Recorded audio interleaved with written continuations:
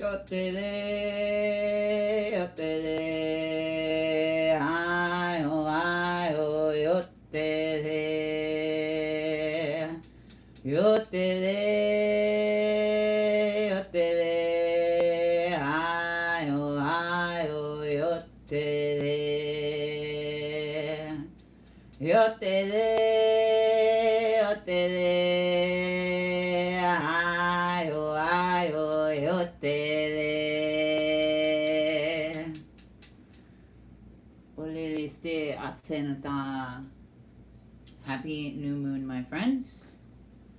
Happy new moon in Cancer at that, which, if you have dug into my solar season cycle of harmonies, then we know that Cancer is much more than just a water sign, and is in fact the fire of water in so many ways, which is maybe why Cancer feels so deeply, because the fire is the self, and the water is where that carries, and how quickly that can carry too. Impulse, and also when emotions drive us far beyond or outside of ourselves. And so there are some elements of grounding that are offered to us just in this alignment, and that I think any Cancer placement would expand in their understanding and in knowing. Not just this new moon in Cancer, but Mercury also in Cancer, and Mercury retrograde at that. And so there is, yes, a beautiful opportunity and an open window to perceive a little more deeply. For as much as Cancer can be deep feeling, I think we can also all agree that when we feel really intensely, sometimes our vision just really narrows in on the feeling itself, rather than what it is attached to or what it means or all of the possibilities that it can thrive in, that it can grow, that it can create or distort in and of itself. Much like, when we're at our utmost angry, it's hard to see outside of that intensity and in that moment. And so in many ways, I do think, especially with Jupiter and Leo, it is not just leaning into that feeling, but understanding where it is, what it's attached to, and what it needs from you. What it needs from you, and when we can offer that understanding, we give it space to breathe and space to move in whatever ways it needs, without becoming identity, without becoming some calloused version of ourselves, and able to honor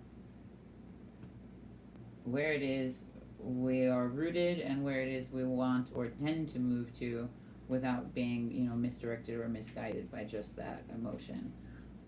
It's very much like, gosh, it's so funny because I was talking about this earlier too, with a friend of mine. But you know how in relationships often, it kind of becomes tit for tat, and that is, well, I meet them with their energy, I'll match that frequency. And that's such a disservice to what your frequency is. We don't need to match anybody's frequency. We need to get very rooted in our own.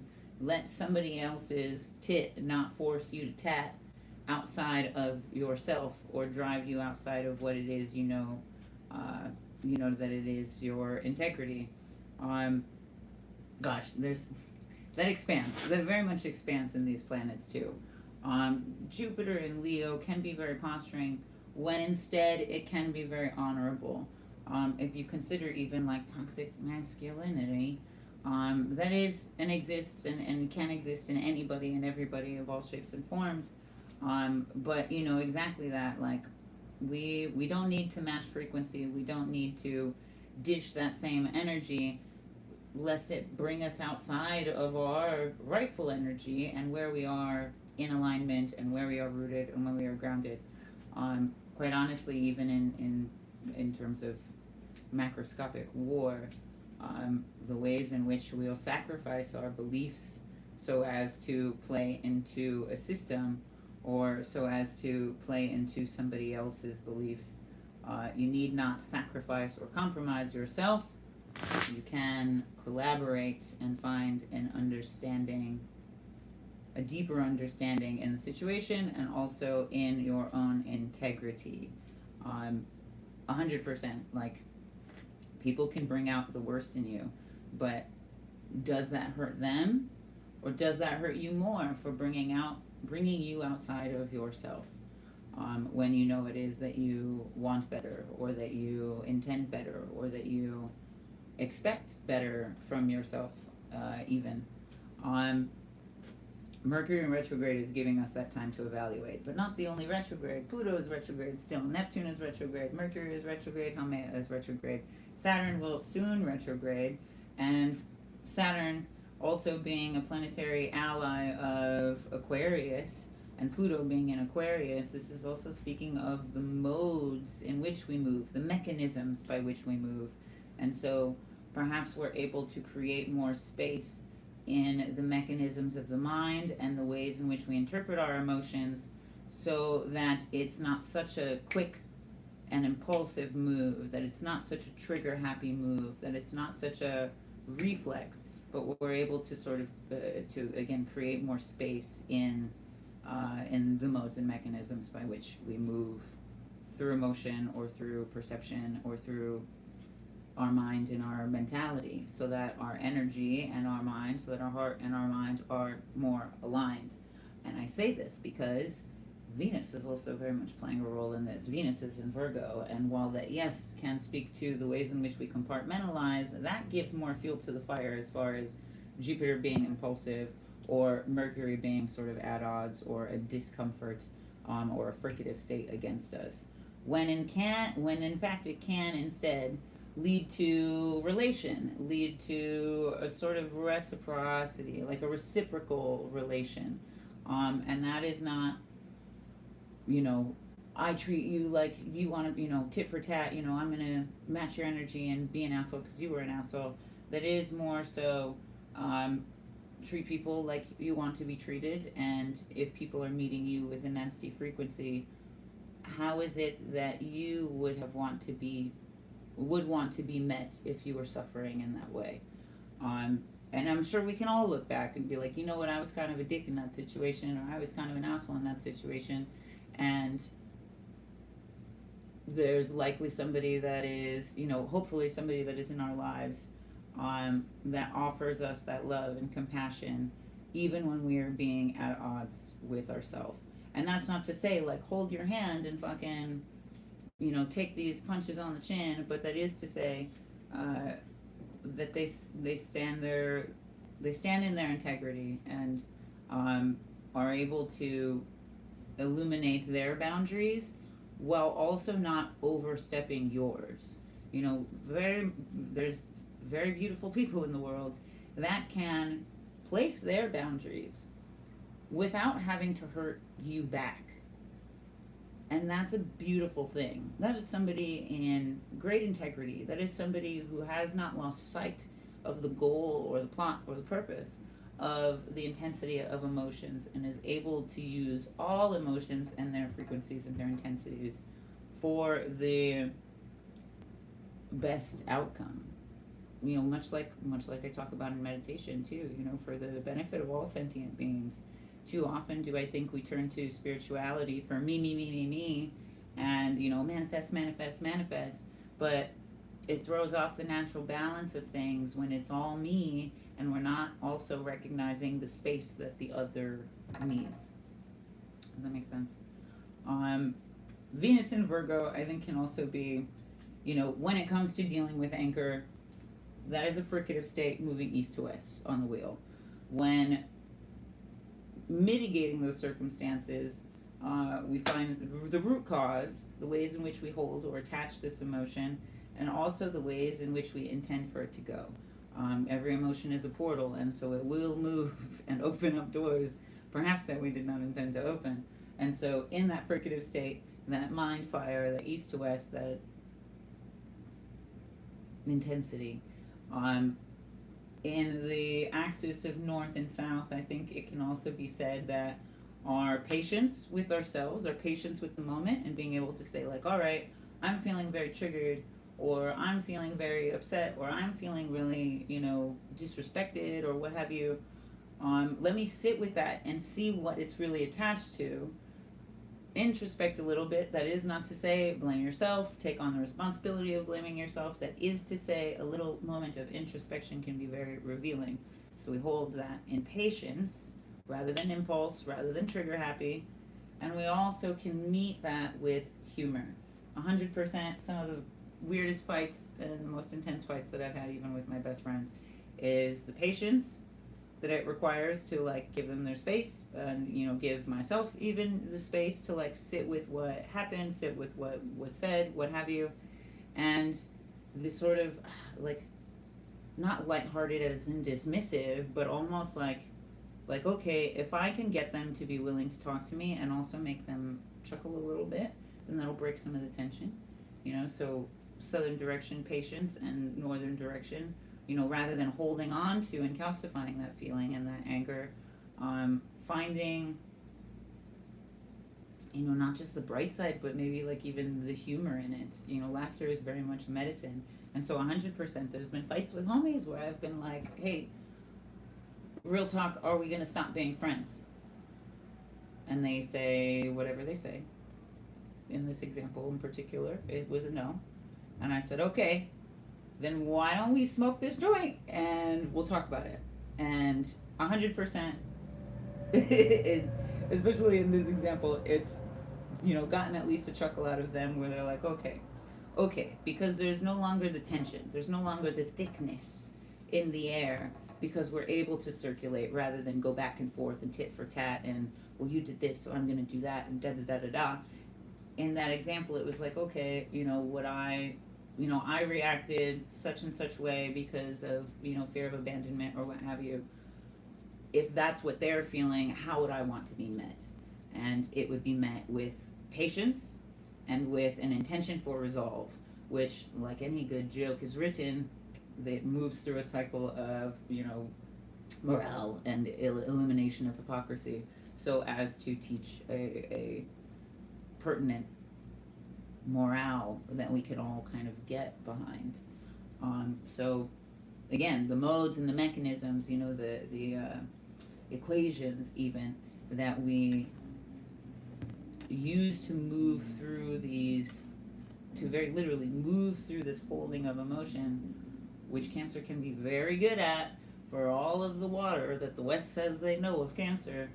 It's more so a damming of, it's more so a constriction of in Western understandings of Cancer. So again, please watch the Cancer solar season cycle of harmonies as I dive into indigenous translation of what that sign really means. It will come up again shortly. With Venus and Virgo, consider how much fun or laughter can be regenerative. And in, the ways in which Virgo can be such a pattern finder and such a relationship builder, we tend to put a lot of weight and a lot of stress on that. And to be very material and not grounded. Materialism isn't necessarily grounded or rooted or acknowledging of the earth, but it is very much inventorying, I suppose. And so consider also, in light of adversity, in light of dissonance, in light of disagreement, in light of loneliness, even in isolation, where can you find fun and humor? Because that will be more freeing than just trying to blindly find freedom without fully knowing what it feels like or what that means at that moment or in you. And so we have to move, clear the waters. We have to move the blockages before we can really force ourselves or push ourselves into finding any one thing. Not that in 100% moving that water, you won't need to force, you won't need to push. It will move with you. It will create space, and you'll find yourself finding relief in that without having to seek it, search for it, grasp at it. That humor in and of itself is a medicine because it is regenerative. That, lightheartedness, I suppose, but not even just like looking on the bright side, just changing perspective. allows you to regenerate energy, to regenerate perspective, to regenerate energy in the ways in which it's going to move, in the ways in which, even in collision, the possibilities that arise, much like particle collision. Though those particles do collide, there are infinite possibilities in the ways in which they can go based on the frequency. And so mind your frequency in these disagreements so that when you butt heads with any one person, place, or thing, that you're aware of the potentiality and the frequency that was input into that situation. Again, mode and mechanisms of the ways in which we move through these emotions. Venus in Virgo will be very important because it will also proceed to square Uranus in Gemini with Mars, which is very much that dissonance, that disagreement, and the ways in which that exists in community in so many ways. Quite honestly, the word community is a trigger for me because the people that use the word community most are not the ones that are facilitating community the best. More often than not, it is just an empty buzzword, much like freedom has become a marketing tactic, much like relief has become a commodification and a sort of sales pitch, a bait and switch, if you will, promising relief without actually teaching you how to somatically release. And so, what I think is community is not an echo chamber. Community is not just finding like frequencies or like molecules or people that agree with you. Community is in fact stronger when it is able to meet dissonance or unlike frequency and find resolve. This is also somewhat rehabilitative even. And for the most part, I think people struggle with forgiveness, yes, outside of themselves, but also struggle to forgive themselves, and that also is where we calcify or condense emotion and hold it in places that it doesn't necessarily belong, or that it doesn't want to be, and that it doesn't need, and it needs something else from you. That it needs awareness and space and recognition in a way that we are not giving it. Much like they say in psychiatry, like validate the feelings, but that is not to say like right or wrong. That is to say, okay, I understand, or I'm trying to understand. But what is the bridge from here to there? What is the mutual agreement? What is the point of right relationship? And this is something that I very much detail as well in the Geometry of Relationships video essays that I have.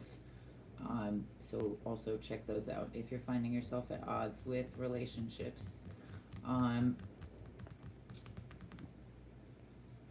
Truly, with Venus and Virgo and community and disagreement, this says a lot more to crowd following and to the ways in which compartmentalization is like definitive and defining as if there is no spillover, when emotions will always spill over if we ignore them, because especially with Cancer or with Jupiter and Leo, it is kind of a boiling point to be met with. And with mob mentality, really, and especially if you consider the ways in which so much of the outside world is turning to their god in some way, shape, or form, without really understanding the key terms. Without really, and again, in disagreement, oftentimes that mutual agreement is a reestablishing of key terms, especially in friendships and relationships and family, otherwise. Family wants you to be successful, but you define success differently. The relationship wants you to do A, B, or C, but you define your responsibility differently.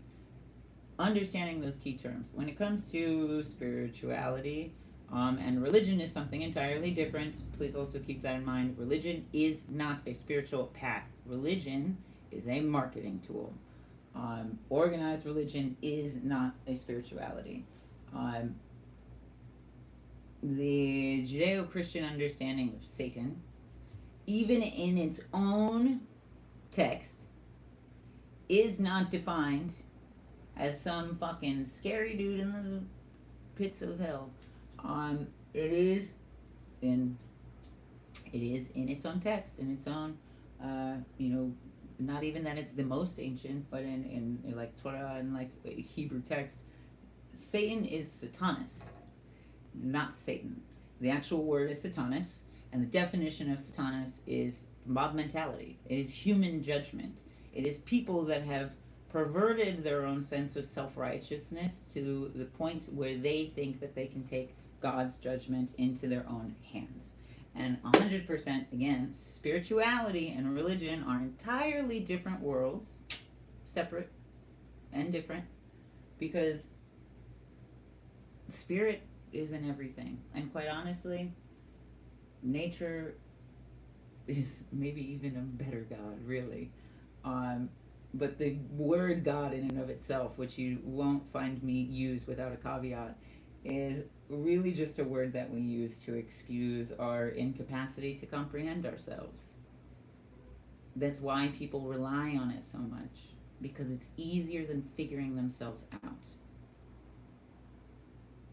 Likewise, to apply such a structure to nature is to box it in such a dishonorable way. What a disservice to the idea of quote-unquote God, to give it a gender, to give it a place, to give it a box to live in. It's not a Barbie doll. It's not hollow, though organized religion would prefer it that way. And so, with all of this being said, again, Cancer and feeling, but also its rootedness in the heart, or its rootedness in the mind and the psyche and the body. Again, mentality and ego. This is where emotion is attached to the ego rather than to true feeling, and that very much fuels people's mob mentality and their need to follow, so as to feel accepted. Something that I've learned very much so in sex work is that these boys pretending to be men are terrified of accountability and are terrified of acceptance and of not being accepted. That's why the red pill exists. That's why the manosphere exists. That's why they attack the way that they do. That's why biblical stories have been rewritten and convoluted so as to demonize the divine feminine, when it really just has more to do with male anxiety, lack of accountability, and resentment and dishonor of self. That is the seed that religion has planted, in shame, in guilt, and in fear. So consider, do the emotions you feel sometimes when they are undesirable, are they attached to that seed, that invasive implant, or are they actually attached to your heart? And that is not a question most people ask. Most people really only stop at identity. Is this feeling who I am? Which is ego. Which is ego. And again, Western astrology directs you to the ego. It is only the mind, and therefore also a cyclical function of insanity. Consider also the ways in which, especially if you watched my solar sign translations, Cancer can also be attributed to gods or goddesses of death, and particularly one that I found interesting was the Santa Muerte, and the ways in which Santa Muerte is received or abused and perverted for sake of appropriative power, siphoning of power because they are powerless. But the fear that so many attach to it is because it is misunderstood. Santa Muerte is not death. Not in the ways that we fear, not in the Western understandings. In fact, it is arguably more understood as protective force. And quite honestly, the beauty of balance, which, much like the wild storms that we've had, it is not always the prime and perfect and prim beauty that, we see in nature. And nature is balanced, but it is not always, waxed and plucked and da da da da da, which I've said before about Mother Earth too, is everybody, has this lust for Mother Earth and feminine deities when they're, adorned in gold and they're so bodacious and perfect and da da da da and prim and plucked and pageant queens. But do we still hold the same reverence and honor for nature, for Earth, for the divine reverence of feminine energy, for the moon, for ourselves, when we are not scripted and perfect? For instance, it's too goddamn hot for me to be wearing makeup. So that is one example that's actually really funny. It's very funny that just kind of fits right in. And so, consider, and something that I have often said, and that I will continue to say, is that fear is an implant of organized religion, and that I think often the discomfort or painful emotions that we have are more attached to that fear than they are to our actual honoring or understanding of them. People ask me about pain a lot, and it is something that I know very well, both mentally, physically, and emotionally. And I'll say probably till the day I die, unless something offers me new information, which experience has offered me much information. Life has offered me much information, and it's really just solidified this thought that perhaps the idea that we have of pain or discomfort is actually a Western colonial concept that thrives on fear rather than on understanding, on growth, on our ability to sit with those things. Fear is a learning opportunity. Are you willing to engage with that learning opportunity? Or do you find yourself more easy to covet the experience for escape? In numbness? Or do you find yourself beholden to the extremes, which is really just trying to escape the feeling by getting through it quickly?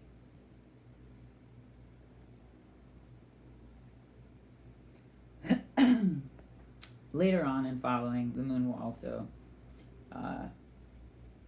make relationship, I suppose is a good way to put it, make relationship with Virgo.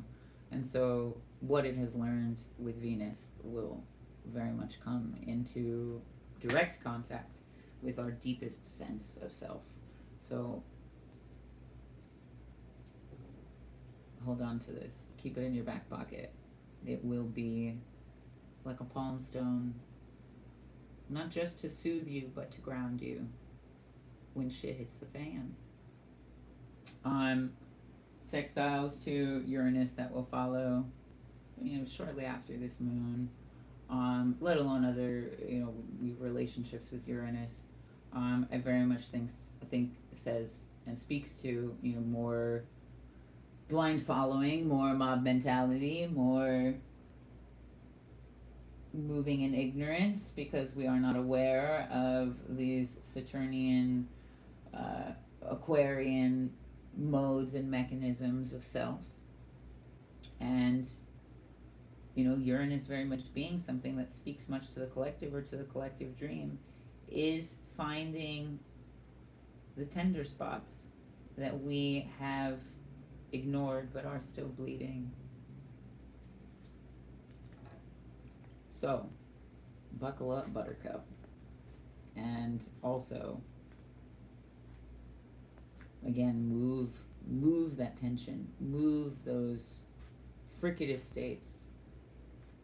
Offer them a breath, and you will see that they do not weigh as heavy. So, we pulled some cards. To see what this moon has to offer and what lies ahead.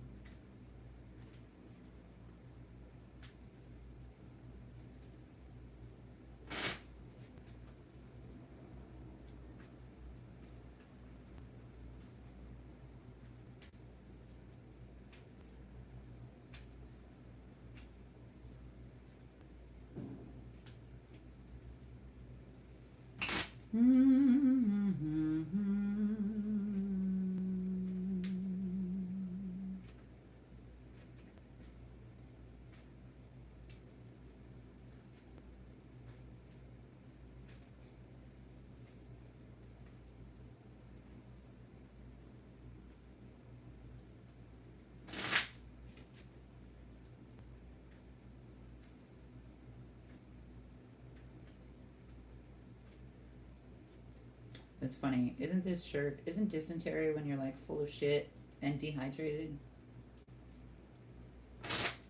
Is that maybe something that we can introspect on as far as intense or uncomfortable emotions that is backed up digestion? And also, if it triggers your ego, then that is an identity attachment, not a genuine heart attachment.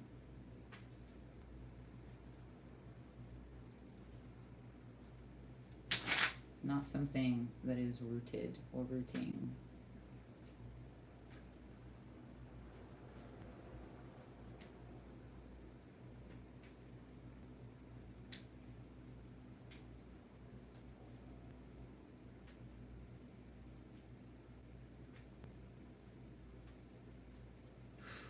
Lovely.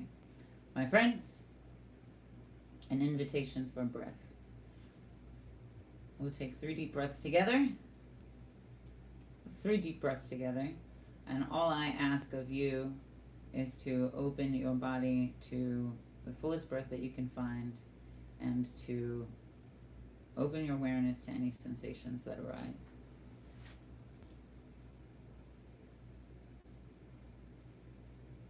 Take a deep breath in.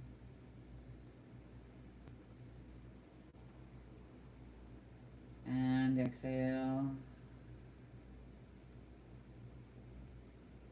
Take a deep breath in.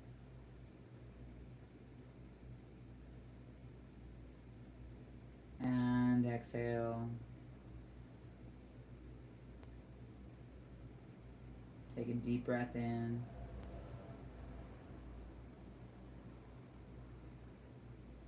And exhale.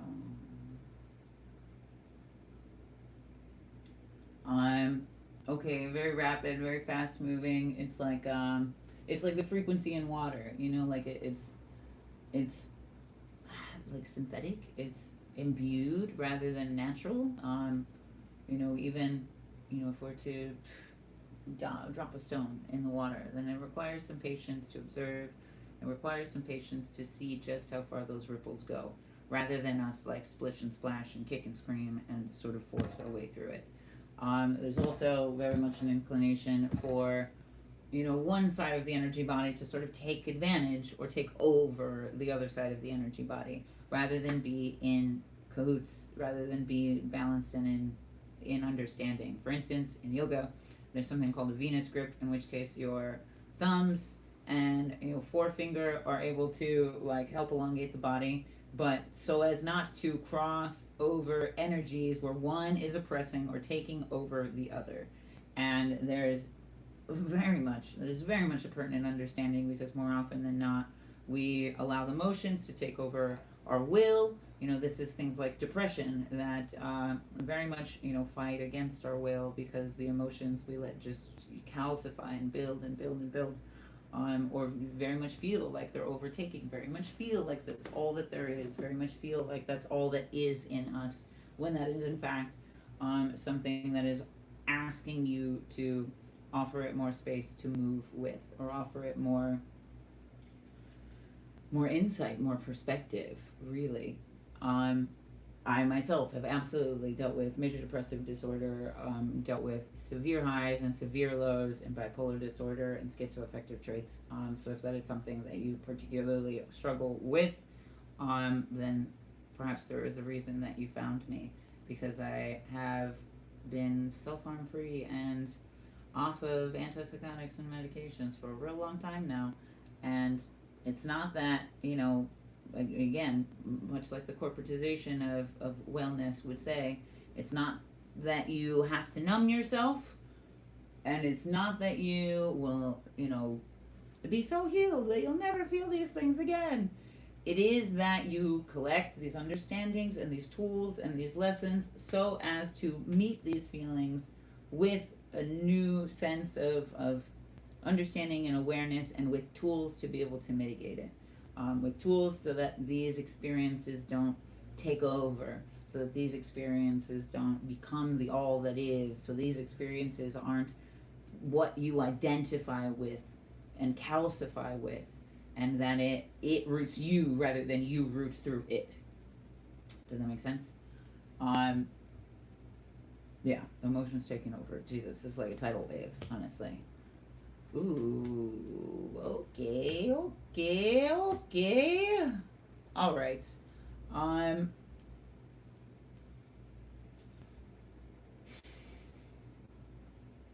Three of Spades is at the end, so like part of me wants to be like, it's not gonna get easier, but we are gonna get wiser, smarter, stronger, more attuned to the self, more aligned in the self.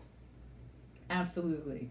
However, that's on the superficial, because people see the three of spades or three of swords kind of energy and think, pain and heartbreak and lack of luck and feeling cut off or feeling like you have to let something go. And while all of that may be true, it is also an opportunity to see what it is you really do want. Like in the instance of letting something go, you're also offered the opportunity to see more of what you want, to see more of what is, pertinent, relatable, more necessary in whatever it is, to make space for more of which relates, directly to you or aligns with you.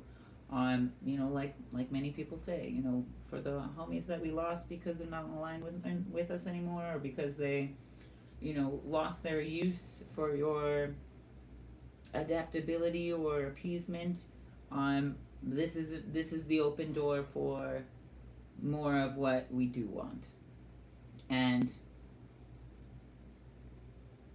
that doesn't always just come easy. And that's, I think, something really pertinent to understand, is like, instead of this binary of desirable and undesirable, pleasant and unpleasant, sometimes you go through a little unpleasantness to be able to open up a whole new world toward more of that which you actually genuinely desired. Sometimes you gotta go through a little bit of shedding of the skin, if you will, to be able to find a home that suits you, a situation that suits you better. Like, again, Cancer and crustaceans even, they, in order to grow, have to sacrifice the home that they were in. They have to sacrifice the shell that they were in, so that they, or, peel back their shells so that they can grow beyond it. That's not to say shedding is necessarily a painful experience amongst all species, but it can be undesirable. It's a discomfort, at the very least. And I think too often do we conflate, as a society, experiences of discomfort with pain, with visceral pain. And ultimately, it is that perspective that really exacerbates that pain, that prolongs that pain, rather than our ability to hold it and let it flow. Because King of Diamonds in the middle is very much that, central rooting point, but also, I think, the ways in which we recognize the gift of that growth, and the ways in which we recognize that even what melts flows and offers nourishment and sustenance to that which is also integral to the system. A northern mountain still feeds the southern valleys. A northern stream still flows into the oceans. And with that knowledge, do we let these, maybe not isolated incidents, but these very, I like pigeonholed, lacking peripheral perspective understandings, like, really dominate the ways in which we see? Kind of like, they put blinders on horses, right? So that they can't see the full spectrum of what's ahead of them. So as to keep them in line. So as to keep them easily directed, easily controlled. And 100%, I do think that's why so much of our emotions can be overwhelming. It's by design. It's, radiation, it's frequencies, it's rage baiting. So as to flood the perception with emotions and keep us blinded to the full picture, to the full spectrum, to the full perspective. That's something that Jupiter would very much be an assistant in if we offer it the space and the full dynamics of itself to be able to move with. And 100%, like it is so as to keep us in line, you know. There's rage baiting and there's bread and circus. Same spectrum, same goal, really. It's the same shit either way. And let us not fall ignorant and ill to either side of that very flattened two-dimensional perspective, because it is a design, by design, a fricative state that keeps you easier to manipulate, easier to control. Rather than aware of the full spectrum of ocean, the full flow of your ocean of emotions, and the ways in which it can also redefine the perceived limitations of your shore. The Ten of Clubs precedes this, so perhaps our initial pointing, right? Ooh, okay, interesting. I just moved this a little bit around. So, Northern Mountain, the baggage we carry, and that which we've understood we've had to leave behind so that we can travel with more ease. Truly. This is the mountain we're climbing. It's an uphill battle, for sure. This ain't no Sisyphean task, though. Unless we are not rooted in the self, unless the task in and of itself is not one of our choosing, because we've lost sight of the self, because we've identified too much with the overwhelm and the intensity, and with the rage baiting, and with the bread and circus, and da-da-da-da-da. This is like home camp, right? Home camp and you know, understanding your, you know, not limitations, but understanding the way your body's talking. You know, if you were to climb a mountain, you're gonna need to know when you need to hydrate, when you need to rest, when you cannot hold your piss anymore. That is your ability to observe and identify what it is your body is telling you, which is also why I always say the breath is our oldest tool of understanding. The breath is our oldest magical tool in discernment in the body, in the heart, and in the mind, which is why I always offer as an invitation to a breath, which is why these things are so connected. This is all the bullshit we're climbing up the mountain with, and we're wondering why it's hard, and it's because we're carrying too goddamn much, and shit that we don't even need. You don't need a curling iron because there's nothing to plug it into. You don't need, you know, a different set of sheets because you're sleeping in a tent, not on your fucking bed. I don't know, you know, whatever you can think of that's like, you know, would I really need this? Would I really need this? Do I really need to hold on to this pain, this anger that, you know, I've created distance from, and that I've forgiven myself for, that I've created safe, peaceful circumstances outside of? Like, this is also something that very much I've learned. Do I have to carry my past with me for the rest of my life? Absolutely not. Instead, I will carry with me the knowledge that I have created, the kind of peace that I wish I had been offered when I was young. The kind of understanding that I wish that I had been offered when I was young. And so I had to cut away all the baggage of, you know, identifying with my trauma, identifying with my pain, identifying with my estrangement in a way that was no longer recognizable in the mirror. It was instead like looking at an old yearbook photo kind of thing, knowing damn well that I've grown, knowing damn well that what I see is actually well beyond that. This is where This is where we see beyond that. This is where we see beyond that. This is where we see integral. And 100%, this card always makes me think of an upright spine. And, you know, for as much as Western fucking colonizers want to talk about Kundalini this, Kundalini that, the cerebral spinal fluid, or Kundalini, is constantly moving through your body. It moves throughout the day, very much along a cycle of harmonies in and of itself. Our awareness of it is the quote-unquote Kundalini rising that everybody fucking sells courses for. This is the electromagnetism of an upright spine, of a, not just posturing, but the kind of posture that allows for a smooth path of travel, where there's no kinks, there's no, you know, blockages, there's no distortion of the path of the joints in the body. Instead, there is weightlessness. and therefore even and pure flow. So consider, what is it that you're still identifying with that is not you, that ought not any longer be you? Because I promise you, that is not your identity. In fact, your identity is waiting underneath all of that trash, waiting for you to see.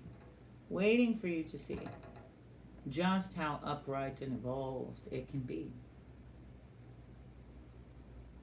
And that is peace. That is home. That is the safe space that everybody's looking for.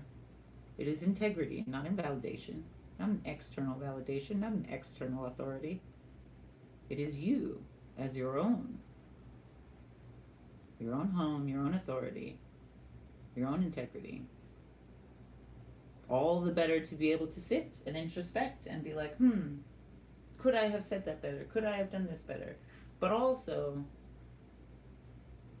what is the mutual agreement here? And were they even responding to that mutual agreement? Or is this a situation that I ought to take myself out of because we're no longer in right relationship?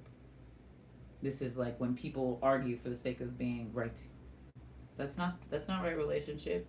The debate ought to be because we're meant to come to agreement, not to change minds, not to convert. And this is the great misunderstanding about all organized religions as the one true God, when in reality there is no one truth. There is no one truth. That is simply a matter of collapsed perspective. And even in Cherokee, the idea of truth is more understood as a amalgamation, as a plurality, as the right relationship between this truth and that truth, and where they find agreement and where they find resolve. So it's a nonsense war. All of these religious wars, they're nonsense wars because there's no such thing as one truth. There's no such thing as one true. And again, defining key terms, the modes and the mechanisms to define key terms in any agreement or disagreement is a key point in being able to understand whether or not we're bashing our head against a fucking brick wall or wasting our time arguing with somebody that has no interest in meeting any kind of agreement or resolve. And if that ain't an uphill battle, like in a social context, in a micro context, but also in very much the macro. Damn. Okay.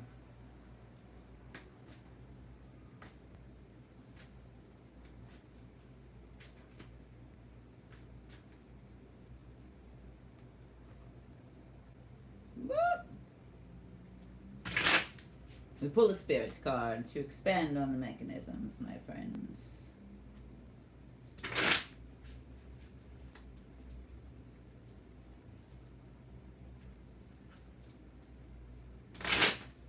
Gosh, okay, I will say about this Six of Spades too. It makes me think of like, is that really the hill that you're willing to die on? And honestly, whenever I found myself saying that, it's because I'm arguing with somebody who just wants to feel self-righteous. Or because I'm interacting with somebody who just wants to argue to feel self-righteous. And wants to feel better than, and, wants to shame you in some fucking weird way. And it's like, how gross, how ugly, how evangelical, really? And is that really the hill that you want to die on? Or are you willing to understand a different perspective, especially coming from somebody unlike you? Most often when this has happened to me is because I am trying to describe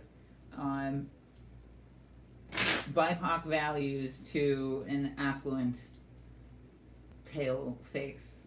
And they refuse to because too much of their identity is attached to whatever that belief or materialistic factor is. And so they will, again, mob mentality, resort to absolute extremes so as to preserve their proximity to white supremacy.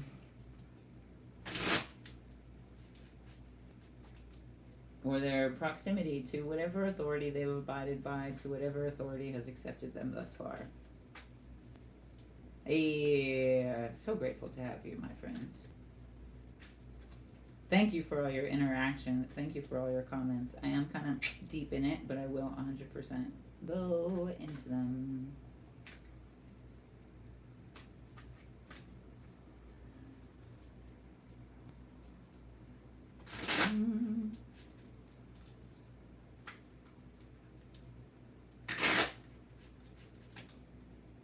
Ooh, okay. All right. My friends, another invitation for a breath.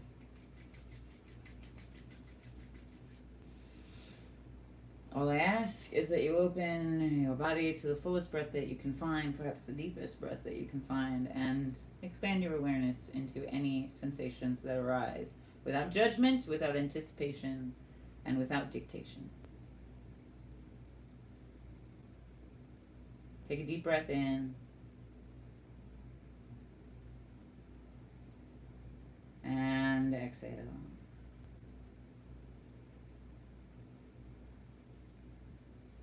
Take a deep breath in. And exhale. Take a deep breath in.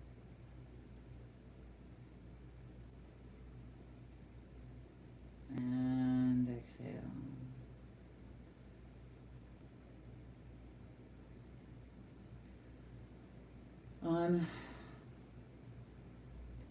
I hope that when you breathe, you can feel it pass through more than just your lungs. And perhaps this is something that I've never said, but like needs saying, is too often when we breathe, we sort of rely on the chest and the lungs, right? And like maybe even imagine like the lungs are going, the lungs are collapsing. But do you feel that breath at the base of your spine, underneath your belly button? Do you feel that breath, in the belly and moving the diaphragm? Do you feel that breath vortex around your heart and move around all of these hidden, tucked away dark corners and spaces? Do you feel it move into your eyes? That will bring you so much more room in your mind and the ways in which you perceive. This is also something that's like kind of like a meditation training, where you bring your awareness in and then you bring your awareness sort of out. You notice like what's in front of you, notice what's inside of you, and then you sort of extend that again like ripples farther and farther, where maybe you're listening, not just in the room but in the next room, and maybe you're noticing sounds or subtle sensation, not just in the next room but outside your window, and not just outside your window but across the street or down the block or what have you, and da da da da da. And I shit you not, sometimes it feels like I can hear people walking miles away. Sometimes it feels like I can hear leaves rustling from blocks away. And this is the ways in which we're able to train our focus and our perception, and able to also, oscillate in such a way that we're more able to find that central point of consciousness and go deeper into ourselves. With that being said, it's perhaps a challenge to witness that which is outside of ourselves, the other, in so many ways. And understandable, we can't presume to know what it's like to be anybody but ourselves. But we also can't presume to know that we know what it's like to even be ourselves when we let every simple stimulus instantly calcify and turn into emotion, and thus turn into identity. So many men are so quick to say that they are their anger issues, much like the conflation of women being too emotional. In reality, it's the opposite. And much like we're often very quick to wholly identify with our trauma, rather than with the beautiful version of ourselves that has persisted and has made of themselves something so much more soft and peaceful and tender and aware and also resilient and powerful outside of just that which has been done to us. It is a great disservice to your heart and to your deepest sense of self to so easily and purely identify with simply that which has been done to you. And I recognize that too, for sure. I had to investigate my fucking trust issues and my betrayal issues because it's happened enough times. And in being able to recognize that, to explore that, to expand in that, I found so much more to expand on in this lifetime and others, really. So, consider.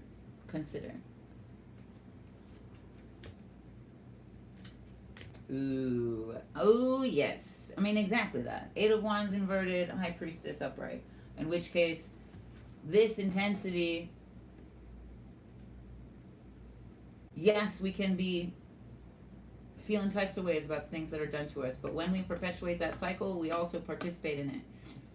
I think it's something that I see very often, and something even I had to learn is like, how am I treating myself, much like the people that have betrayed me or hurt me treated me, by silencing myself, by, only identifying with that side of myself, by, again, allowing these emotions to take over, allowing these experiences to really become the mask that I wear. And my priestess is the portal of transcendence. The portal of transcendence that is really the trust in yourself. And 100% it reminds me of one of my maybe favorite meditations, and there was absolutely no plant medicine or substances, anything involved. It was purely breath work, and it was probably 10 times more vivid than any DMT trip I've ever had.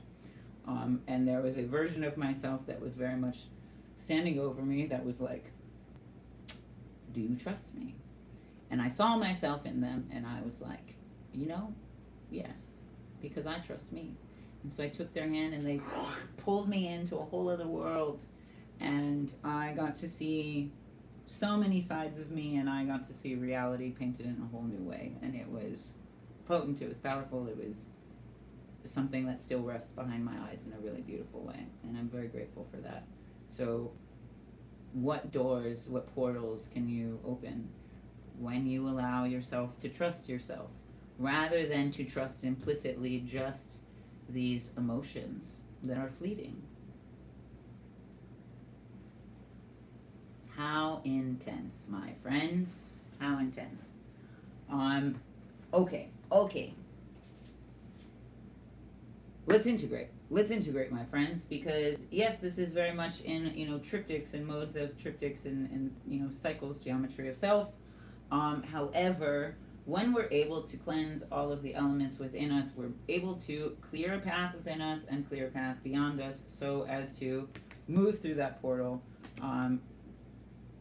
with integrity and with a more grounded sense of self, rather than all of the baggage that we carry in any of these elements or emotions or directions, if you will. So, let us engage in the cycle of harmonies, where we move through every element with a breath, and do not stop at the 12, because the 12 signs is a mode of ego driven to insanity. Because the ego is not insane itself. The ego is helpful. But when we only identify with that, much like if we only identify with our emotions are not the enemy. But when we allow the emotions to take over and become the mask which we wear, then absolutely, that is a disservice to the self. And so we extend beyond the 12, and so there is a fire breath, there is an earth breath, there is an air breath, there is a water breath, and that 13th breath would be likely ether, as far as elementally, and in that we align through a hum or an aum in a final breath. So, join me, follow along, and may it also bring you great clarity. Sip the air in through your mouth,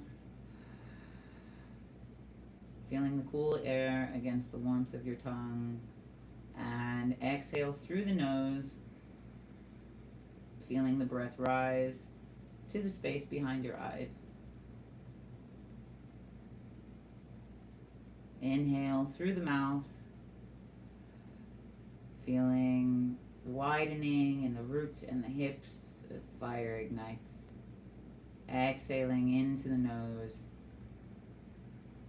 feeling that fire rise and ignite the nerves behind your eyes like clarity above the flame. Inhale through the mouth, feeling that widening in the base of your body, and exhaling through the nose, directing that energy in clear sight through the nose as it rises behind the eyes.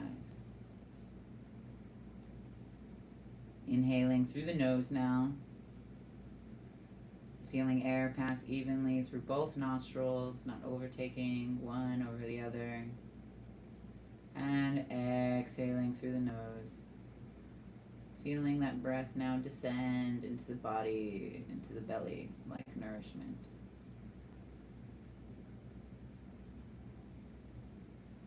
Inhaling through the nose, feeling the chest and throat widen, the space around the heart more open, and exhaling through the nose, feeling that breath ground into the body, filling the buttocks and thighs with nourishment and air.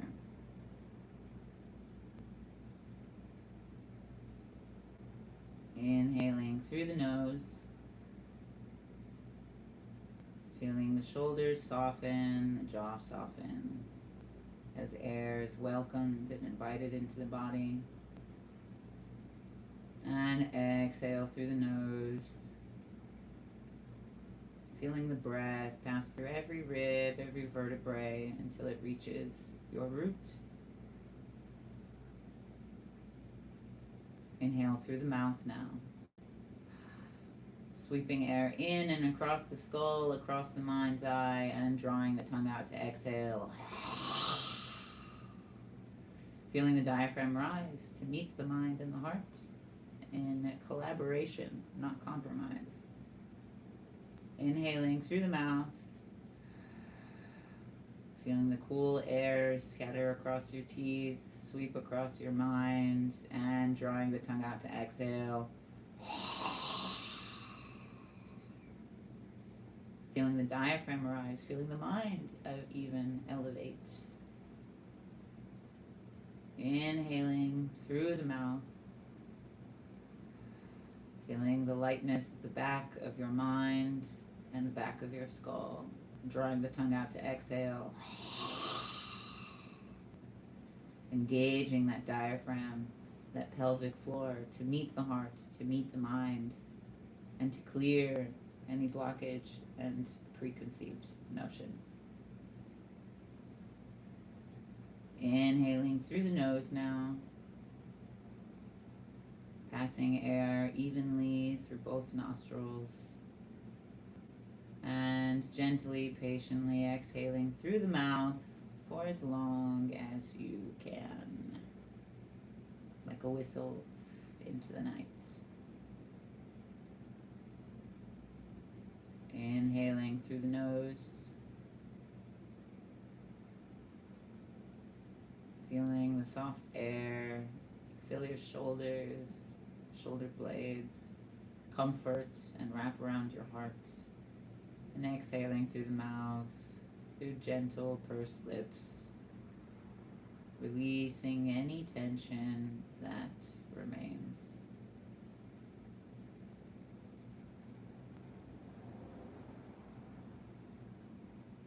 Inhaling through the nose, allowing air, inviting air through both nostrils evenly, feeling it tickle down the spine, and through pursed lips, exhaling through the mouth, clearing a path before you, as you have cleared the path within you in each direction.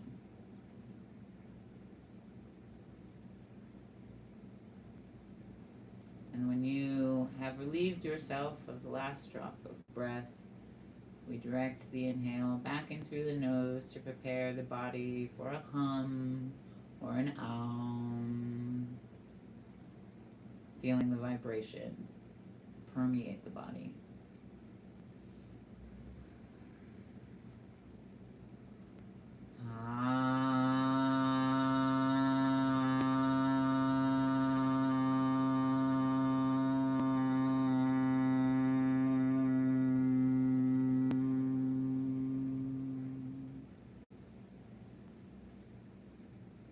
Just allow yourself to breathe naturally, feeling tingling and vibration as it ripples through your body. I like to think of it kind of like an ultrasonic shaking off debris, but also much like cymatics, shaking particles into alignment, especially having cleared all elements and all directions.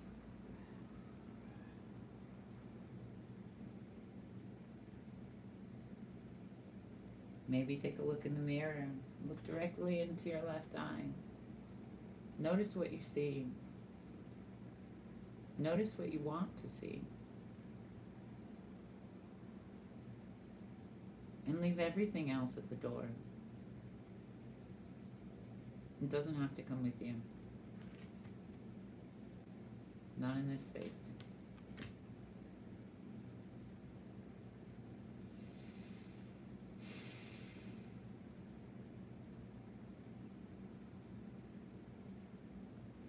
With that, my friends, I truly appreciate you for being here.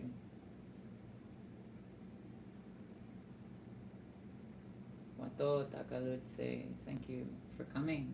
Thank you for arriving. Thank you for showing up, not for me, but also for you. I've been able to see so much growth from these simple practices, and we tend to overthink and also be oversold on the effort that it takes to really facilitate change in the mind, to modify the mind. I promise you it's not that unpleasant, uncomfortable, or hard. That doesn't necessarily mean it'll all be easy, but it can be simpler than you think.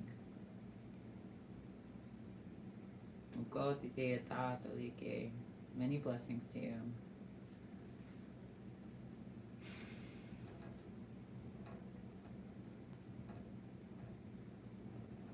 And please remember, Deka, Tanita, we are all connected. May that open doors of relatability and possibility to not just witness yourself, but to also recognize yourself in others, even in the worst of them. I think to myself often, what would I have had to go through? Knowing what I have had to go through, what would I have had to go through to become that? And it does not mean to just give the benefit of the doubt, but it does give you different terms, different key terms to move with in understanding.